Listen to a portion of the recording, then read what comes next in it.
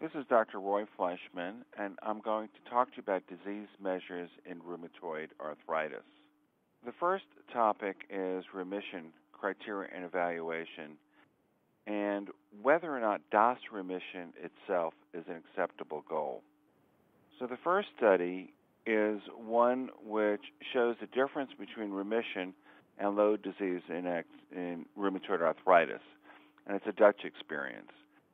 So it comes from the DREAM Registry, which is a Dutch registry, and they assess the prevalence of DOS 28 less than 2.6, which is defined as DOS remission, minimal disease activity, and ACR EULAR remission 6 months after institution of a TNF inhibitor. They looked at patient global assessment of disease activity, which is part of these calculations, but it was available in only a few subjects, and therefore they used the patient VAS pain instead, and this is a valid exchange. Residual disease activity during minimal disease activity remission was calculated and was measured by the percentage of patients with swollen and tended joints, elevated acute phase reactants, and pain. And what they saw was that with respect to DOS 28 remission, less than 2.6, 26% of patients could achieve this, but when you use the stricter ACR EULAR definition of remission, only 6.7% of patients achieve this, with minimal disease activity seen in 32%. And was found that patient global was greater than 1 in a majority of patients, which affected the DOS 28. So the take-home from this particular study is that the ACR EULAR remission criteria are stricter than DOS remission criteria, and that most of the discrepancy is due to patient global. This is important if you're using the treat to target concept as what is your goal. If your goal is remission and it's a DOS 28 of less than 2.6, there are going to be many more patients who actually do have disease activity than if your goal is the ACR EULAR remission criteria. In this next slide, this is the Japanese experience showing the difference between remission and low disease activity.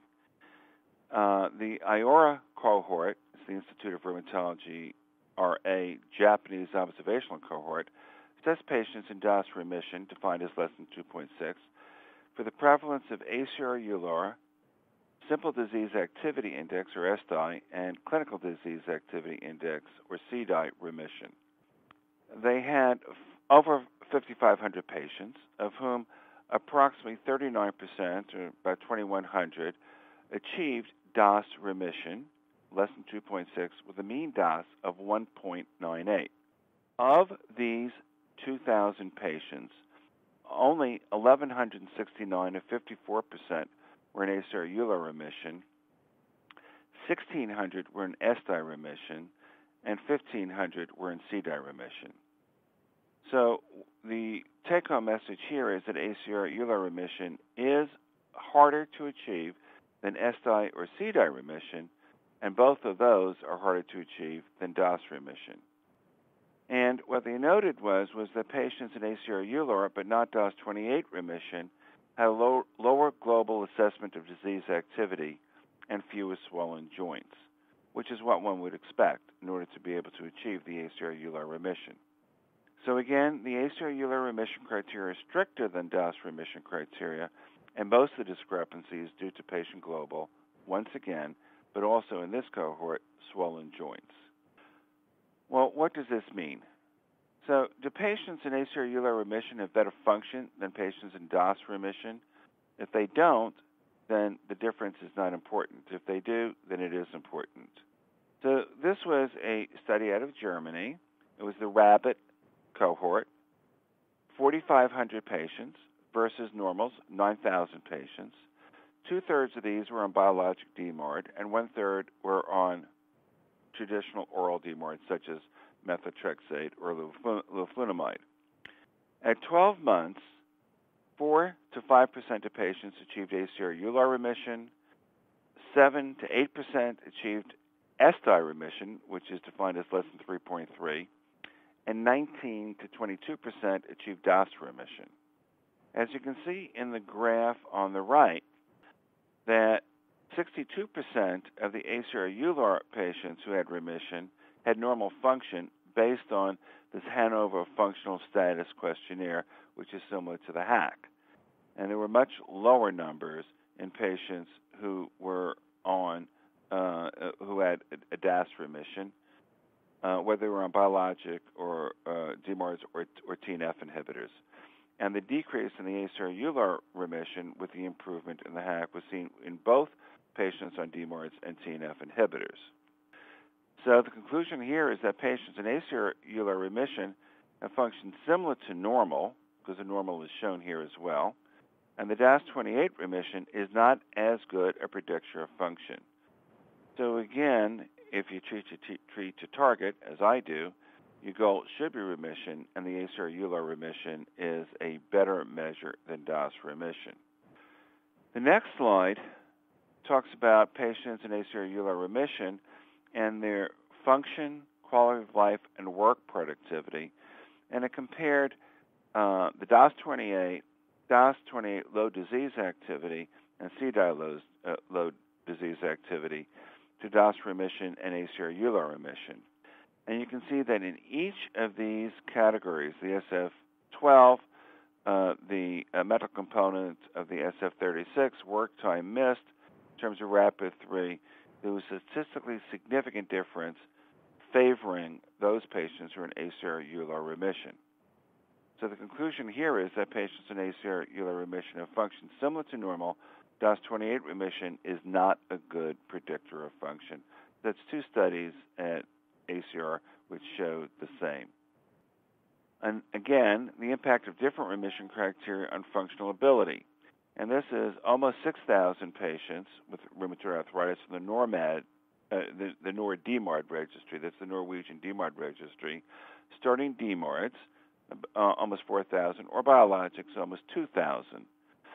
And they showed the percentage of patients in remission at 3 months. And again, the ACR-EULAR remission was stricter than the DAS28, which was 19.1, or the RAPID-3, which was 17. The ACR-EULAR was about 9%. The patients with no change in HAQ from month 3 to 12 was fairly similar. Percent remission at 6 months, the ACR-EULAR and the CDAI were about the same. The DAS28 and the RAPID-3 overestimated it, and function was somewhat better in that there was percent with no change in HAQ from month 3 through 12. So the conclusion here is that it's harder to achieve remission with ACR-EULAR or CDAI criteria, but there was no difference in patients during function if remission is achieved. So this study contradicts the first two. What about HAQ improvement and time in remission in RA patients using varied criteria? So this is from the BRASS registry, which is from the Brigham in Boston.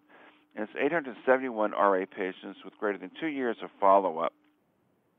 And what they showed was the more time the patients were in remission, the lower the HAQ. The scale on the left, on the y-axis, is the change in the MD HAQ, and on the x-axis, number of yearly visits in remission. And what you can see is the patients in ACR-EULAR remission were better than the patients in CDAI remission, a little bit better than the patients in SDAI remission. Both were better than patients in DAS remission. And this is now a DAS CRP, less than 2.3 or 2.6. And what it also shows on the right is that patients in less than 4 years of activity, the patients in the black line, had a much more significant change in the HAQ than the patients at greater than 22 years of disease, and patients between 4 and 22 years were indeterminate.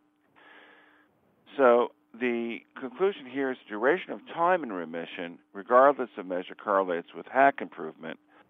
Patients with early RA do better, but patients who have EULAR remission, ACR-EULAR remission, will do slightly better. So when we're talking about disease measures and we're talking about the ACR-EULAR remission, which is basically remission is defined as either an SDAI remission the SDI is number of tender and swollen joints out of 28, patient global and physician global, all being less than 1. Or we're talking about a DAS 28 remission, which is again the tender and swollen joints, patient global, and an ESR and CRP. The question is whether or not the patient and the physician are thinking along the same lines. And this slide is a stepwise regression of ACR core data set values where the patient global assessment and the physician global assessment were dependent variables. And what they looked at was the patient global, which you can see in the bar on the left. Almost 80% of their decision was based upon pain. The physicians, however, almost 60%, their decision was based on swollen joints. And if you looked at swollen and tender joints in CRP, this was 2/3. So patients are interested in pain. Physicians are interested in swollen and tender joints and CRP. We look at different things than patients do in trying to determine whether we have adequate disease control. Another concept is treat to target times 2. This is from Japan. So the treat to target is as I'm sure you know, is to set a goal of achieving remission or the lowest disease activity you can in a patient and adjusting therapy according to that target, which could be a DAS28 or a CDI or an SDI or a rapid 3. And if the patient doesn't reach that target within a period of 1 to 3 months early on, then you would change therapy until they reach the target or the lowest disease activity. What the Japanese did was they added another part, and the part that they added was looking at MMP3, which is involved in inflammation. And if they used, and they randomized to 4 strategies. One was routine care, one was just DOS-driven to DOS remission, the other was just MMP3-driven, and the fourth was the treat to target times 2, which is the DOS and the MMP3. And you can see that if you do both of those, then there were more patients who reached clinical remission by DOS28, less radiographic progression, better HAC, and more patients in SDI remission. The next slide talks about rapid X-ray progression predicts disability and joint damage over 8 years of treat-to-target therapy, and this is out of the BEST study. So this is 463 patients with early RA from BEST with X-rays at baseline and 1 year, and they looked at the X-ray change in HAC, and they were assessed with a linear mixed models adjusted for treatment group, their seropositivity based on ESR, baseline SHARP score, and DAS over time. Rapid radiographic progression was seen in 22% of patients, more with initial monotherapy, 74% versus 41%, more who had rheumatoid factor positive, more who were anti-CCP positive, and more with patients that had higher baseline ESR and HAC. And if you looked at those who did or did not have rapid radiographic progression, patients who had rapid radiographic progression had less change in HAC, less improvement in HAC, and they had more X-ray progression than patients who did not. So even in treat-to-target protocol, radiographic progression occurred in 22% of patients and was associated with disability through 8 years. And the next talks about serious infection and baseline disease activity, and this is data from the Bridges Registry with approximately 1,350 patients on DMARDs and 3,500 on etanercept. And they looked at various DAS scores, DAS less than 5, DAS between 6 and 7, DAS greater than 8, and looked at infection rate, or the incidence rates of infection. And what you can see is that the incidence rate of infection was 27.1 per 1,000 patient years in patients that had DAS less than 5, and was far higher in patients who had DAS between 6 and 7, and even higher between patients with DAS greater than 8. And their conclusion was that for every 1 point increase in DAS, the risk for SI increased 17%. But there was no difference between etanercept or DMARD. It's disease activity, not the medication, which determined the risk of serious infection.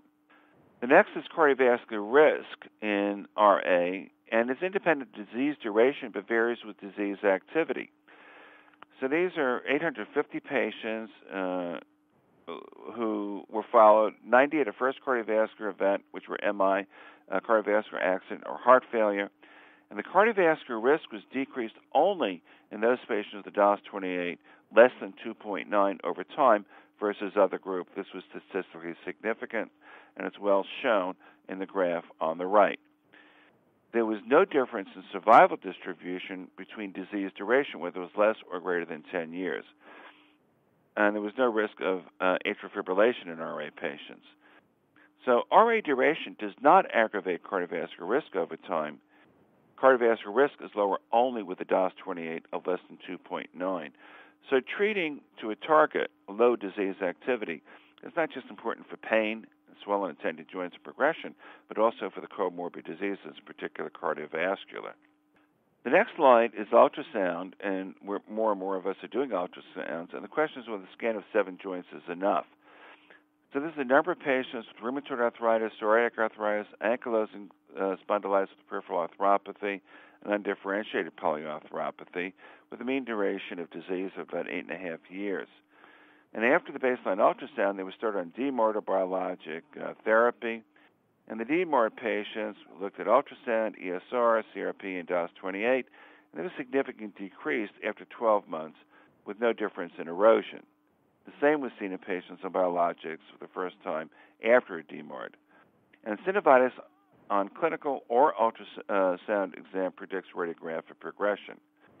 So the use of ultrasound 7 is sensitive to treatment change and correlated with clinical and laboratory data. That makes doing the ultrasound somewhat easier.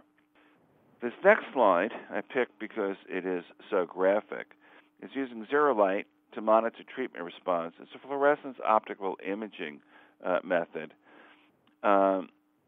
It's used to assess hand inflammation in RA and psoriatic arthritis. It's like a bone scan.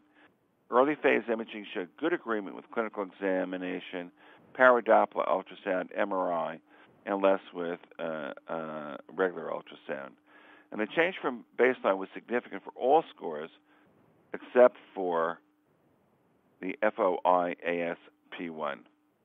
So this is the first study to use this type of measurement of treatment response, and it is probably a suitable tool to assess treatment response in RA and psoriatic arthritis. I would like to thank you for listening, and I hope you found this of value.